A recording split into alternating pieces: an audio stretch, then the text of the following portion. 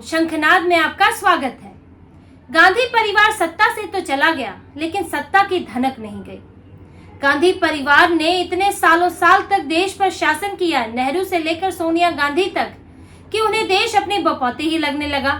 खुद को first family तो समझते ही हैं और देश की हर चीज को अपनी संपत्ति भी समझते हैं। और यही वजह है कि सोनिया गांधी ने पूर्व प्रधानमंत्री जवाहरलाल नेहरू के कई महत्वपूर्ण पत्रों को अपने कब्जे में रखा हुआ है।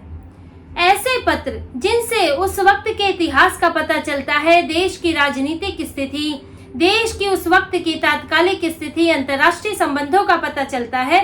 ऐसे पत्रों को सोनिया गांधी ने अपने पास रखा हुआ है और वो किसी को देने को तैयार नहीं है। जबकि ये पत्र दान किए जा चुके थे, म्यूजियम को दिए गए थे, लेकिन सोनिया गांधी ने 51 बक्से, ऐसे लेटर्स के 51 बक्से म्यूजियम से उठवा के अपने पास रख लिए और अब वो उन्हें किसी को देना नहीं चाहती। उनसे मांगे भी गए हैं, उनसे अनुरोध भी किया गया है, लेकिन सोनिया गांधी इस पर चुप्पी साधे बैठी है। और वो लेटर, ऐसा लगता है कि वो लेटर नहीं है, वो लेटर बम है कि अगर वो सोनिया गांधी के घर से बाहर निकले तो फूट जाएंगे, और फूट जाएंगे तो उसमें से कई राज निकल जाएंगे।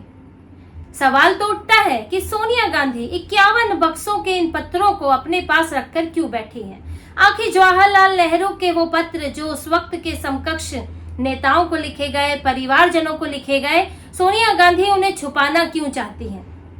और सोनिया गांधी ने ये पत्र वापस क्यों लिए थे? ये सवाल तो उठते हैं। लेकिन सोनिया गांधी ने जब ये पत्र वापस लिए तो उन्होंने सोचा नहीं था कि सत्ता बदलेगी, वक्त बदलेगा। उन्होंने सोचा दान किए गए थे, मैंने वापस ले लिए, 2008 की बात है, अब ये पूछेगा कौन हमसे? मनमोहन सिंह की तो हिम्मत नहीं थी पूछने की, तो आखिर पूछेगा कौन? लेकिन सत्ता बदली और अब उनसे ये सवाल पूछे जा रहे हैं कि सोनिया गांधी जी ये पत्र वापस दीजिए, और अगर आप नहीं देती हैं तो आप पर कानूनी कार्रवाई की जा सकती है। इस तरह के ऑप्शन देखे जा रहे हैं।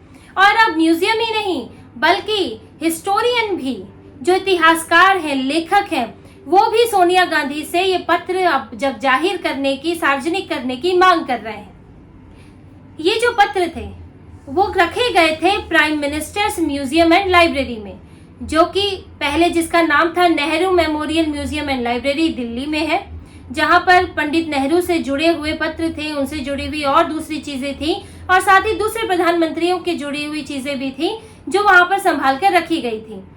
भाजपा सरकार ने, क्योंकि वहां पर सभी प्रधानमंत्रियों से संबंधित चीजें थी, तो उसका नाम बदल के prime ministers museum and library रख दिया, ताकि कल को आने वाले सभी प्रधानमंत्रियों के लिए वहां पर जगह रहे, वो किसी एक के नाम पर ना रहे। अब इस म्यूजियम के, इसके जो बोर्ड है उसकी अध्यक्षता करते हैं राजनाथ सिंह, और फरवरी में एक एनुअल मीटिंग हुई थी इस बोर्ड की, जिसमें ये बात खास तौर से चर्चा की गई और इस पर काफी लंबी चर्चा हुई कि ये जो लेटर है पंडित नेहरू के, जो इस म्यूजियम की धरोहर है, इसकी संपत्ति भी है और साथ में देश की संपत्ति भी है, वो सोनिया गांधी लेकर गई थी, उनसे ये वापस लिए जाए। वो मांगने पर भी नहीं दे रही है, तो क्या कानूनी तरीके अपनाए जा सकते हैं? इस पर एक लंबी चर्चा हुई थी और उस पर अभी विचार किया जा रहा है। और अब इस समय एक इतिहासकार है रिजवान कादरी, जो कि ये म्यूजियम सोसाइटी है, जो ये prime ministers museum and library society है, इसके सदस्य भी है, और वो महात्मा गांधी पर, सरदार वल्लभ भाई पटेल पर, पंडित नेहरू पर, इन पर रिसर्च करते रहे हैं, उनकी पीएचडी थीसिस है और वो इतिहास पर लिखते हैं। तो उन्होंने ये किताबें, ये जो पत्र है, वो सोनिया गांधी से देने की मांग की है कि क्योंकि वो चाहते हैं, जैसा कि उनका कहना है, कि इसमें इतिहास से जुड़ी हुई ऐसी बातें हैं जो अभी तक देश के सामने नहीं आई है और उनसे इतिहास की कड़ियां जोड़ने में मदद मिलेगी। देखिए, जो आज़ादी का समय था, आज़ादी की लड़ाई का समय या उसके बाद का समय, उस वक्त कम्युनिकेशन का साधन सिर्फ ये पत्र थे। ट्रांसपोर्ट का साधन भी बहुत नहीं था कि लोग तुरंत एक दूसरे से मिलकर बातचीत कर लें, बहुत सी बातें कह दें, मेल कर दें, मैसेज भेज दें, वो सब तरीके नहीं थे। आप या तो किताब लिख सकते थे या फिर आप पत्र लिख सकते थे। अब कोई बड़े पद पर बैठा है तो वो किताब तो नहीं लिखेगा, तो लोग पत्र के जरिए उस वक्त की स्थितियों को एक दूसरे से जाहिर करते थे। जैसे कि पंडित जवाहरलाल नेहरू ने अपनी बहन विजय लक्ष्मी पंडित को एक पत्र लिखा था, जिसमें उन्होंने कश्मीर पर चर्चा की थी कि कश्मीर के मामले को संयुक्त राष्ट्र में ले जाना उनकी गलती थी, उनके साथ धोखा हुआ, उन्होंने ये बात मानी थी। उन्होंने ये बताया था कि हमने सोचा था कि कश्मीर भारत का हिस्सा है, भारत को दे दिया गया है, और क्योंकि पाकिस्तान ने इस पर हमला किया है तो ये संधि का उल्लंघन भी है, देश का बंटवारा हो ही चुका है। तो ऐसे में अगर यूएन में जाएगा तो परमानेंट कश्मीर का जो अभी पीओके का हिस्सा है वो अब भारत को पूरी तरह मिल जाएगा। लेकिन उसको यूएन में ले जाया ही इसलिए गया ताकि उसको विवादित बनाया जा सके, और इन्होंने आजाद कश्मीर के नाम पर उसे पाकिस्तान को दे दिया। नेहरू को गलत फैसले का एहसास हुआ और उन्होंने अपनी बहन से अपनी मनोदशा जाहिर की, उस वक्त की स्थितियां बताई। तो इस लेटर से हमें ये पता चलता है कि भारत के साथ यूएन में धोखा हुआ था, उस वक्त के लीडर्स से गलती भी हुई थी, और भारत के खिलाफ कैसे यूएन में या पश्चिमी देशों ने काम किया, जो कि पुरानी चीजें हैं जो आपको भविष्य की रणनीति बनाने में मदद करती है कि कौन अपना कौन पराया, कौन आपके लिए आगे जाके आपके साथ खड़ा हो सकता है। ये इस पत्र से या दूसरी और जानकारियों से ये चीजें सामने आई। तो ये जो पत्र है, ये पत्र सिर्फ आपसी निजी बातचीत नहीं है, ये उस वक्त की राजनीतिक बातचीत है, उस वक्त की देश से जुड़े मसलों पर बातचीत है। ये देश की धरोहर है, देश की विरासत है जो इतिहास को जानने में मदद करती है। अब इस तरह के पत्र दो तरीके के होते हैं, एक आधिकारिक होते हैं जो ऑफिशियल तौर पर लिखे जाते हैं, और एक निजी पत्र होते हैं। अब आधिकारिक पत्र जो हैं वो प्रधानमंत्री ने किसी देश को लिखे, किसी देश के नेता को लिखे, वो वैसे ही सार्वजनिक होते हैं, उनको तो आप संपत्ति मान ही नहीं सकते। लेकिन जो निजी पत्र होते हैं वो परिवार का उस पर हक होता है, परिवार उन्हें पत्रों को अपने पास रख सकता है, या फिर उन्हें आगे दान दे सकता है, सार्वजनिक कर सकता है, ये परिवार की मर्जी होती है। अब ये जो पत्र थे, जो पंडित नेहरू के पत्र थे, इनके बारे में आपको जानकारी देते हैं कि ये किन के साथ लिखे गए थे, किन से मिले थे, और फिर सोनिया गांधी ने इन्हें किस तरह वापस लिया। पहले आप ये जानिए कि ये बातचीत जो पंडित नेहरू ने बातचीत की थी वो किन के बीच में हुई थी। Jayaprakash Narayan, Edwina Mountbatten, Albert Einstein, Aruna Asaf Ali, Vijaya Lakshmi Pandit, Babu Jagjivan Ram. अब ये जो पत्र है ये 1971 के बाद इन पूर्व प्रधानमंत्री इंदिरा गांधी और पंडित नेहरू की बेटी, उन्होंने ये दान दे दिए थे। बाद में इनमें से कुछ पत्र सोनिया गांधी ने भी म्यूजियम को दान किए, जो उस वक्त Nehru memorial museum and library थी, वहां रखवा दिए। लेकिन साल 2008 में अचानक सोनिया गांधी को याद आया कि ये पत्र वापस ले लेने चाहिए, और तब मार्च 2008 की बात है, एमवी राजन पहुंचे म्यूजियम में। तब तो मनमोहन सिंह की ही सरकार थी, और उन्होंने पत्रों को दो हिस्सों में बांटा, आधिकारिक पत्र अलग रखे और निजी पत्र अलग रखे। पंडित नेहरू के पत्र थे, उन्होंने जिनको लिखे और जिनसे उनको मिले, और इन निजी पत्रों को उठाकर बाद में सोनिया गांधी के पास भेज दिया गया। और ये कम नहीं है, 51 बक्से हैं, 51 बक्सों में ये पत्र जो है सोनिया गांधी को भेज दिए गए, और तब से उन्होंने अपने पास रखे हैं। साल 2024 हो गया है, लेकिन वो पत्र सार्वजनिक करने को तैयार नहीं है।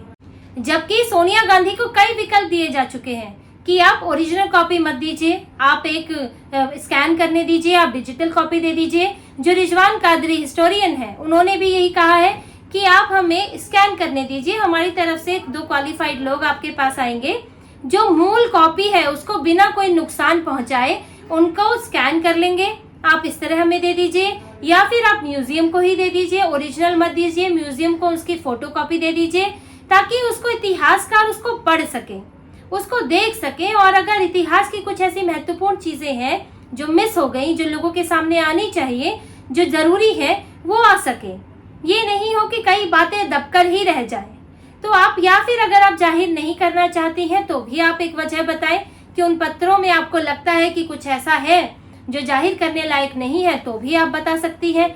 लेकिन इस तरह से चुपचाप चुप्पी साध कर उन पत्रों को अपने कब्जे में मत रखिए।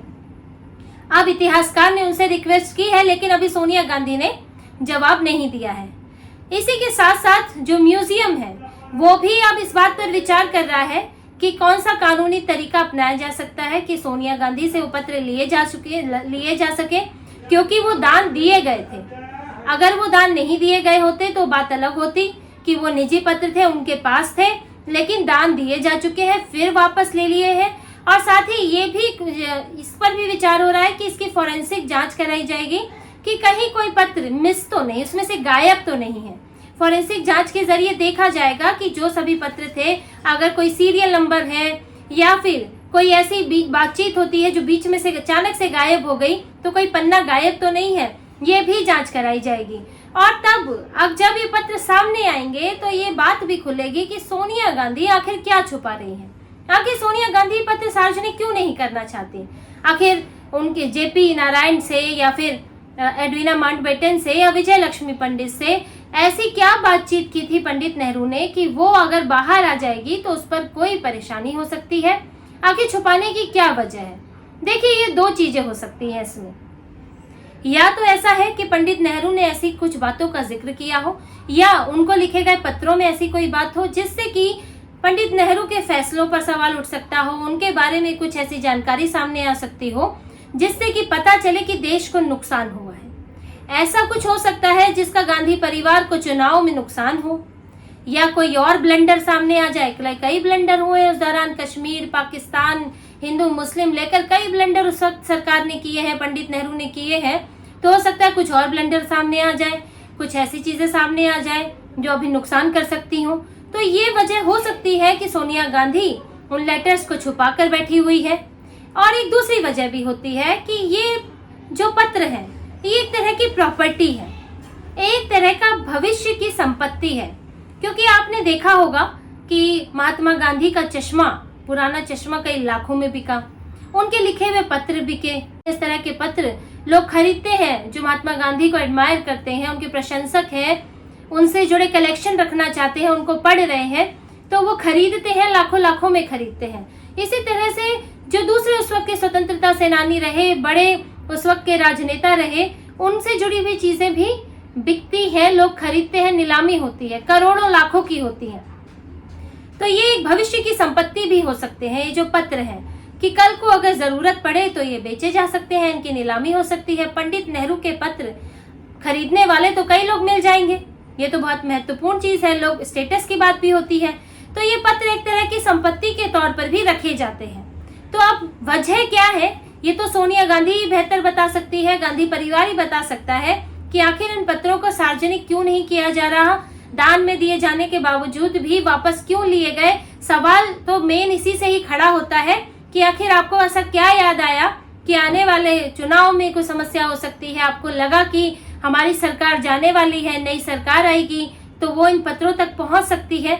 आखिर ऐसी क्या वजह थी, तो ये तो सोनिया गांधी ही बेहतर बता सकती है। लेकिन अब ये तो तय है कि सोनिया गांधी बहुत ज्यादा दिनों तक ये राज को राज नहीं रख पाएंगी।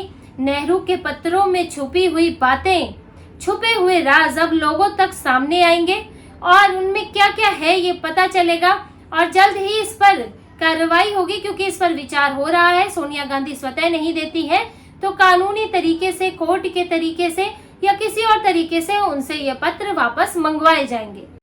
तो इसी तरह की और खबरें और विश्लेषण आपके लिए लाते रहेंगे। हमसे जुड़े रहिए, सब्सक्राइब कीजिए, कमेंट कीजिए। बहुत बहुत धन्यवाद। जय श्री राम।